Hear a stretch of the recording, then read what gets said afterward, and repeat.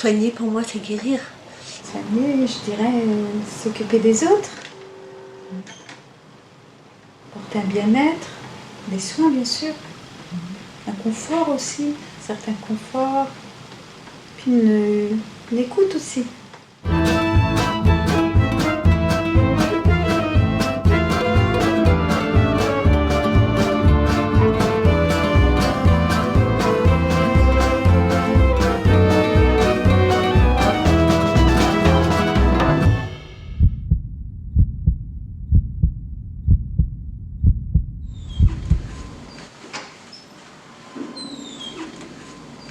Alors, qu'est-ce que c'est pour moi soigner? C'est prendre en charge des patients sur le plan moral, physique, psychologique. Enfin, un des challenges dans mon esprit au XXIe siècle pour les soignants, c'est de concilier à la fois une vision globale et humaniste du malade, et puis la haute technicité de l'hôpital. Voilà. Soigner, c'est tellement vaste que je sais pas par quoi commencer en fait. Il y a la notion de guérir quand même, mais il y a une notion aussi d'accompagner la personne. Soigner, je sais pas, aider. Aider, oui. Aider. Aimer. Être proche, partager. Compétence, parce que je le mets en premier, et empathie. En fait, soigner, c'est déjà connaître son patient avant, déjà. L'écoute, la présence. Soigner, c'est écouter les gens. Si tu n'écoutes pas les gens, tu ne peux pas les soigner. C'est apporter un soin par la bonne humeur, par l'écoute. Alors, soigner, c'est avant tout un soulagement physique, mais également spirituel. Accompagner la vie des gens et considérer que la maladie n'en est qu'un versant, mais accompagner les gens dans leur vie finalement. Bon, j'aime bien le terme d'accompagnement, enfin qui s'adapte vachement bien en plus au niveau de l'oncologie, je trouve. Parler avec les gens, c'est aussi soigner. C'est aussi soigner d'une autre manière. C'est pas thérapeutique, mais c'est, on va dire, c'est bon pour le moral, c'est bon pour le mental, on va dire ça comme ça. Faire en sorte que l'hospitalisation soit la moins pénible possible. Essayer de faire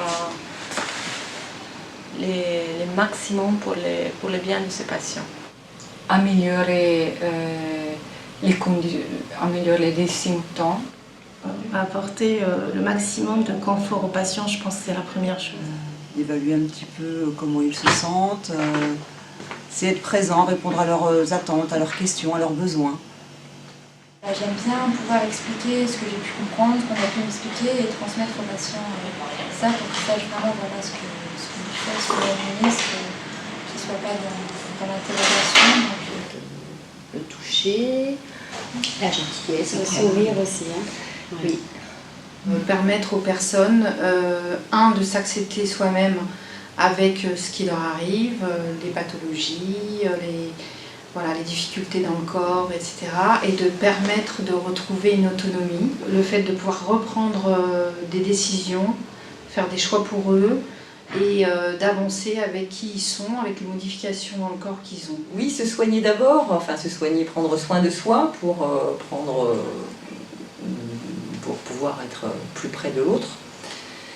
Ça me paraît essentiel, je m'en rends compte dans ma pratique. Quand je suis moyennement en forme, je me rends compte que je peux moins bien m'occuper de l'autre.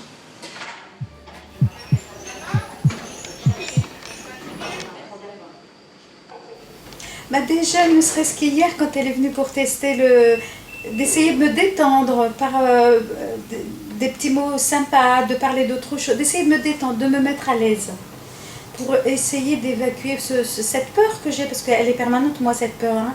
Et donc, déjà, avec l'infirmière qui est venue et qui a essayé, on a parlé d'autre chose, de me détendre et de me faire penser à autre chose, et pas aux gestes qu'elle allait faire. Les gestes qu'elle a fait, que ça s'est bien passé sans problème. Donc, je pense que par rapport aux soignants, l'intérêt qu'ils accordent à ma peur, à la tenue compte de ma peur, de mon stress, de mes angoisses. Franchement, j'adore le relationnel, j'aime bien parler avec les patients, les mettre en confiance un petit peu, parce que des fois ils arrivent et ils ont une barrière face à la blouse blanche des fois. Et du coup, les mettre en confiance, leur parler pour les personnes âgées, parler de leurs petits-enfants, de leurs enfants, qu'est-ce qu'ils ont exercé comme métier. Par exemple, une patiente qui aime bien les bijoux, quand on lui parle de ses bijoux, elle est contente. Donc j'ai beaucoup apprécié que dans les services, il y avait des photos du personnel soignant dans les couloirs. Il n'y a pas les prénoms ou les noms, et je trouve que c'est dommage, parce que bon, moi c'est peut-être parce que aussi, bon, quand vous restez que 2 jours, peut-être que vous en fichez un peu du prénom ou du nom de votre soignant, mais moi j'aime bien. Alors je suis toujours en train de regarder, de leur demander leur petit nom. Parce que vu qu'ils reviennent souvent dans notre service, donc c'est bien quand même de bien connaître ses patients. Et qu'ils nous connaissent aussi un petit peu. Avec une dame qu'elle avait demandé à sa famille de me donner une petite rose.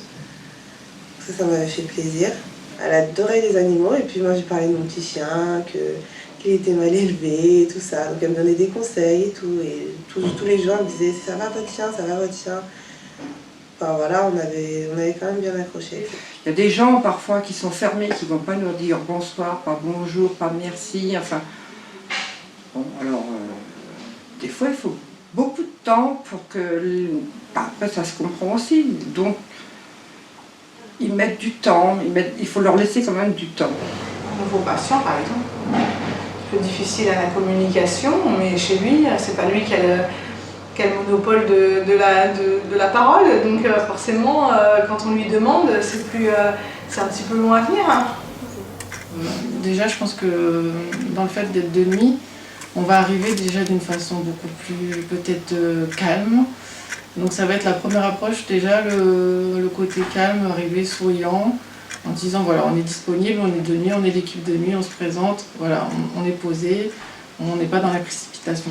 Il y a le petit mot, toujours en plus, le sourire, et je trouve ça énorme. Le personnel ici est prévenant, il est souriant, il est là. On lui demande quelque chose, il sera présent. Oui, il y a eu des petites caresses, vous voyez, des petites choses comme ça. Elles viennent, elles vont s'asseoir 30 secondes parce qu'elles n'ont pas le temps. Mais bon, voilà, une petite caresse, un petit, vous voyez, un petit quelque chose. C'est juste ça. Il y a l'écoute du patient qui est énormément... qui va me dire que genre, il y a peut-être ça qu'on n'a pas vu, qu'on a écouté, qui dit que genre, par exemple, il y a des choses que les informations qui nous donnent qu'à nous, etc. Je me dis, heureusement que je suis allée chercher un peu plus loin parce que genre, ça nous a aidé justement à faire, avoir un autre pronostic ou un autre diagnostic ou une autre pathologie, un autre truc adjacent qu'on doit régler en fait. Donc ouais, ça bien sûr, ça c'est l'écoute des patients et vraiment de chercher le moindre, de regarder vraiment quand on arrive, de tout regarder, de tout observer. Et puis la considération, c'est important pour moi, d'être considéré. La considération. Ce qui m'a vraiment, je vais être honnête avec vous, ce qui m'a vraiment aidé, c'est vous et le médecin. Quand vous êtes venu à mon chevet, vous m'avez réexpliqué les choses et ça, je garde un souvenir, vous et le médecin. Je suis émue quand j'en parle parce que j'étais vraiment pas bien du tout, physiquement et moralement. Et là, vous m'avez beaucoup aidé, juste par votre présence, par vos explications, et ça. Je garde ça. On peut expliquer ici, on peut soit aller par la bouche. Ça se voit. Déjà, j'essaie de me mettre à leur place. Le fait d'être hospitalisé, déjà, ça, la première chose, c'est pas facile. C'est un service compliqué aussi. Et ce que j'ai envie de plus de leur apporter, c'est leur donner l'impression d'être pas à la maison, mais presque, quoi. Moi, je me dis, ce qu'il faudrait se dire à chaque fois, c'est quelqu'un de notre famille, c'est quelqu'un qu'on aime. Et après, si tout le monde se disait ça, ben, les choses rouleraient parce que personne ne laisserait quelqu'un tout nu, sa mère ou son père tout nu dans le lit pendant la toilette, personne ne laisserait plus de 5 minutes avec des selles dans la protection. Moi, quand je sors de la chambre, je regarde bien qu'il ne manque de rien. À partir du moment, après, je suis toujours à l'écoute s'il a besoin, ce que je lui dis toujours. Hein. Ou même avant de sortir de la chambre, on ressent qu'ils ont eu tout ce qu'ils avaient besoin. C'est du début à la fin, quand parlons de l'environnement, de tout est à sa portée.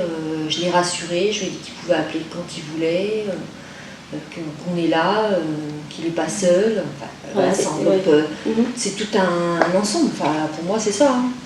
Je crois que les patients, ils aiment bien entendre « vous pouvez nous appeler quand vous voulez ». Ne vous gênez pas, ils aiment bien entendre ce mot. De toute façon, les patients en fin de vie, c'est tout de suite, c'est pas on verra ça tout à l'heure ou quoi que ce soit, c'est tout de suite. J'ai une anecdote, en fait, il y a un moment, c'est pas d'aujourd'hui, quand je suis arrivée. Par exemple, il y avait un monsieur qui allait décéder, qui était en fin de vie, qui allait partir, et qui était sous oxygène au moins de 6 litres. Et on voulait absolument une douche. Et moi, on ne pouvait pas l'accompagner dans la douche parce qu'on ne pouvait pas prendre de l'oxygène en bouteille. Donc on a fait sa douche au lit. Le patient il était super content, il a dit merci, c'est la dernière chose qu'aujourd'hui je ferai. Et il est décédé le lendemain. Et là, je me suis dit heureusement qu'on l'a fait. Aujourd'hui, je suis là, j'ai du temps, c'est maintenant.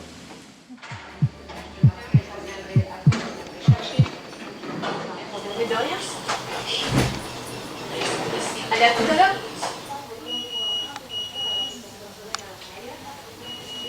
Ouais, c'est parfois compliqué, hein. On se retrouve parfois dans des situations où on ne sait plus trop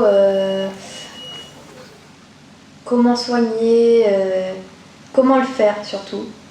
Moi, je ne m'arrête pas sur... il peut arriver, on tombe sur des patients qui n'est pas, je dirais pas très agréable, mais... Moi, je me remets toujours en situation un peu en disant qu'ils sont peut-être dans une souffrance. Voilà, c'est pas de leur faute. Quoi. Voilà. Après, ça dépend de l'agressivité, bien sûr. Après, tout ce qui est religion, je m'adapte. De toute façon, j'ai souvenir vraiment, je pense que souvenir d'un patient musulman et qui est décédé. Et donc, il y a eu l'imam qui est venu. J'étais d'après-midi et on a fait en sorte qu'il y ait la prière dans la chambre, les hommes, les femmes. Ça nous a fait énormément de boulot, mais j'ai trouvé ça vraiment super. Voilà. Je me suis dit, la personne est partie comme elle a désiré partir, et pour la famille, tout ça, voilà. Et même aussi quand il y a des patients aussi qui font leur prière, quand je rentre dans la chambre et que je vois faire leur prière, je ressors. Le droit aux soins pour tous, voilà. Quelle que soit la pathologie, quel que soit le comportement, quel que soit, je sais pas moi, les abus, dans un sens comme dans un autre, quelle que soit je sais pas, la culture, la façon dont on est traité parfois, voilà. Il y a des patients qui font des choix qui ne sont pas ceux que j'aurais envie ou que je pourrais leur soumettre, mais moi je suis là pour leur avoir expliqué les options, les possibilités, et après de les accompagner dans leurs choix, quels qu'ils soient, si je sais que leurs choix sont éclairés. Souvent je mets de côté mes propres valeurs. Quand je soigne l'autre avec qui il est particulièrement. Parce que même si dans l'instant il y a quelque chose qui me choque, dans le fonctionnement, dans les façons de voir, mais pas forcément la religion, l'idéologie en général, ça peut être aussi un choix de vie, ça peut être... voilà, c'est très très large en fait. Voilà, dans l'instant je me dis pourquoi ils se mettent en difficulté comme ça, ou pourquoi... voilà. Puis après je me dis mais c'est pas toi, donc tu laisses de côté, et voilà, tu es là pour l'autre et tu n'es pas là pour juger l'autre. Et c'est vrai que c'est une gymnastique en fait, presque au quotidien en fait. Un exemple, ça pourrait être là j'ai une patiente par exemple qui est dans l'art, etc. Et ce qui me dérange, c'est qu'elle se maltraite parce qu'en fait là elle s'est mise dans quelque chose d'écologique, donc c'est très bien, mais clairement, par exemple ses mains, elle est flûtiste, donc je vois bien que ses mains par exemple les a tellement maltraitées que je ne vois pas comment elle pourrait rejouer. Bon, évidemment, il faut qu'elle s'en rende compte elle-même. Donc je ne vais pas lui dire mais pourquoi vous faites ça, vous vous rendez compte. Voilà, c'est pas mon travail. Après je me dis écoute, c'est son choix, t'as pas à juger. Voilà, toi tu es là pour l'accompagner, elle est venue pour quelque chose de précis, tu vas avancer et peut-être que ça lui permettra de prendre conscience à un moment donné des choses ou pas. Je suis pas là pour que les gens me suivent, mais pour moi les suivre. Ce qui est important, c'est de pouvoir en parler à plusieurs.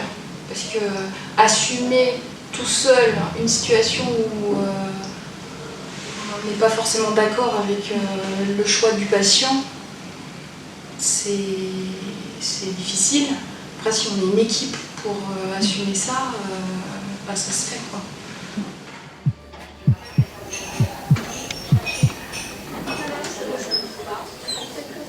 Mais il faut bien que le malade comprenne que je veux quelque chose, que c'est pas tout de suite.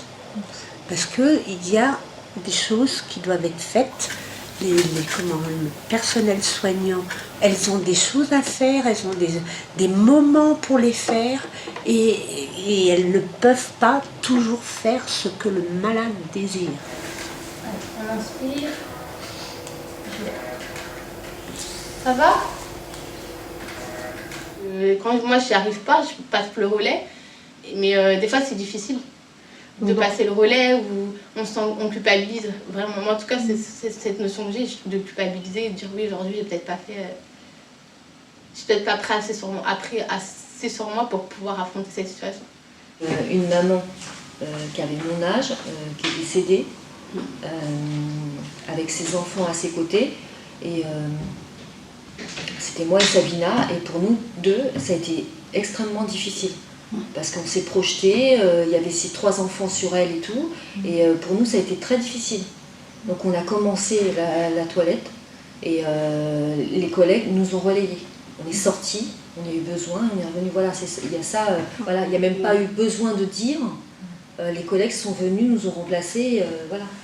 Après il y a des choses qui ne relèvent pas, après c'est peut-être pas qu'ils ne relèvent pas non, mais que j'ai du mal peut-être à prendre en charge en fait. Donc je vais plus délaisser à des gens plus compétents.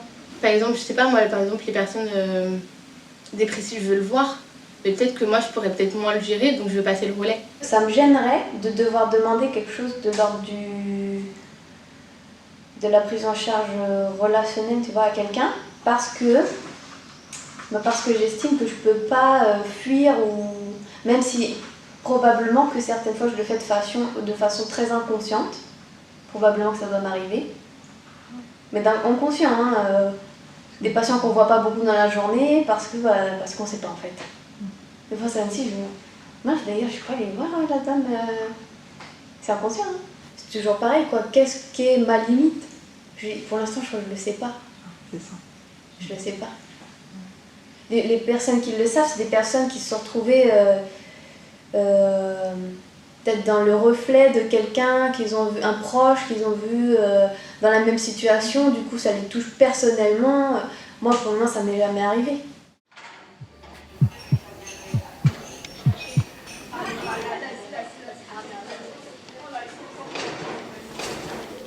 Je sais pas comment elles vivent ça. On va bien savoir d'ailleurs comment elles vivent ça, de s'occuper des gens atteints de cette maladie. Et est-ce qu'il y a des répercussions? Quand elles le vivent? Ça doit pas être facile quand on rentre chez soi. Parce que c'est des émotions vraiment... honnêtement on est touché, donc bien sûr, les émotions elles refont surface. Et puis après c'est là où, au fur et à mesure, quand justement la situation est passée et qu'il y a quelques semaines qui sont passées, c'est là où on se dit, effectivement, là, j'ai une situation similaire. Non, il ne faut pas que je fasse comme ça. Je me rappelle de la dernière fois, ça s'est passé comme ça s'est pas bien passé. Non, il faut que je fasse autrement. Honnêtement, le fait qu'on en parle entre nous, ça aide. Le fait que, des fois, on se dit, il y a peut-être ça que j'ai pas fait. Est-ce que tu trouves que j'ai bien fait? Et le fait qu'on dise, oui, écoute, oui, effectivement, il y a peut-être ça aide déjà pour l'instant présent et puis pour la prise en charge pour d'autres personnes après, en fait. les retours aussi. Le fait de voir les sourires, c'est les patients. Quand on arrive dans la chambre, ah bonjour, avec le sourire, pardon, c'est bon. C'est l'accueil qu'on a, c'est les retours de la part du personnel soignant, alors que ce soit une collègue proche ou médecin. On a des retours positifs quand même du service. Les patients s'y sentent bien. Donc ça veut dire quand même que toute l'équipe travaille ensemble et qu'ils travaillent bien. Je pense que c'est parce que je me mets pas à la place de l'autre, que je garde ma place en fait, et que bilan ça me permet de savoir que en dehors de l'instant, bah voilà, au travail c'est le travail, à la maison c'est une autre vie. Pour l'instant, la vie médicale a la prédominance et pour l'instant la majorité du temps de ma vie, mais toutes les autres choses sont très riches et me soutiennent pendant ce parcours parce que sans les partages avec des autres choses que j'aime dans la vie et avec de la famille, je ne pourrais pas faire mon métier. Comment je me ressource, je profite de la vie de derrière aussi. Donc quand je sors du travail, je suis plus au travail quoi. Donc je fais la fête, etc. pour souffler aussi un peu. Depuis que je travaille, j'ai appris à moins me plaindre. Parce que moi j'étais beaucoup dans la plainte. Quand on voit des patients vraiment mal, on se dit entre guillemets, qu'on n'a pas le droit de se plaindre pour des petits quoi. Ce que je vois en fait ici, et ben j'en tire un bénéfice pour moi. Je ne sais pas comment expliquer. Tu vois, je me dis voilà, je vois ça tous les jours, je suis confrontée tous les jours au travail.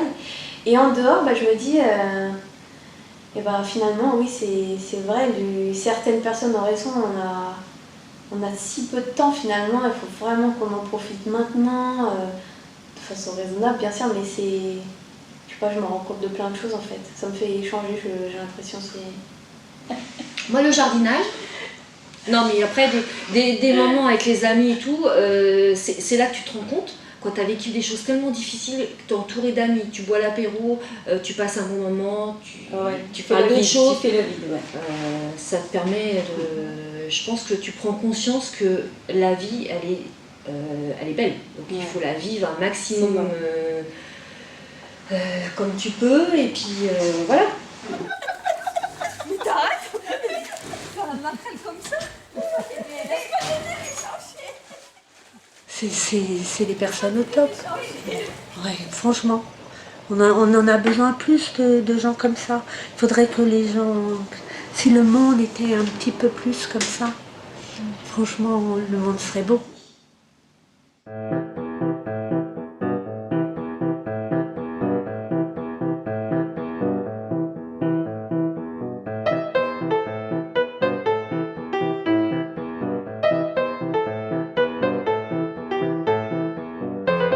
Je peux donner, donc tant qu'à faire, j'essaie de donner ce que je peux. Je vois pas ma vie en fait justement sans faire ce métier-là en fait, vraiment. C'est vraiment, j'adore le fait d'aider les gens. Avant j'étais vendeuse en charcuterie, donc je faisais l'andouille, mais là je ne le fais plus. J'ai choisi ce métier-là et je pense que je ne me suis pas trompée. Si demain je soignais plus, beaucoup de choses. Pas vraiment. D'abord, et de façon très pragmatique, c'est que je ne sais rien faire d'autre. Je ne vois pas dans quoi je pourrais me recasser. J'ai toujours pensé que je ne pouvais pas faire autre chose. Bon, oui, c'est imaginable, je pense. Oui, j'imagine ça. J'imagine ça par rapport aux difficultés qu'on a maintenant à exercer dans les hôpitaux. J'imagine pas ça. Je me vois, je peux soigner autrement. En faisant cultiver des tomates par exemple avec des gens malades peut-être. C'est-à-dire que si je me vois pas capable d'assurer comme moi je le veux, peut-être je me pencherai vers une autre spécialité ou vers une autre discipline ou un autre métier. Pourquoi pas? Mais je pense que oui, à un certain moment il faudra s'arrêter, oui, quand on serait à la retraite. Il faudra savoir tourner la page, mais peut-être aussi au fil des années, on en est tellement imprégné que oui, ça finit par être dans vos fibres, dans vos... Voilà, consubstantiel. On ne peut pas arracher ça sans arracher quelque chose de soi. Ça change tellement profondément la façon d'être qu'on est... Moi je crois qu'on est soignant pour toujours, on est médecin pour toujours. Si je prenais pas soin des gens, je ferais quand même quelque chose en lien. Et sinon, pompier aussi c'est pas mal. Mais c'est toujours en lien, hein. Ça reste en lien.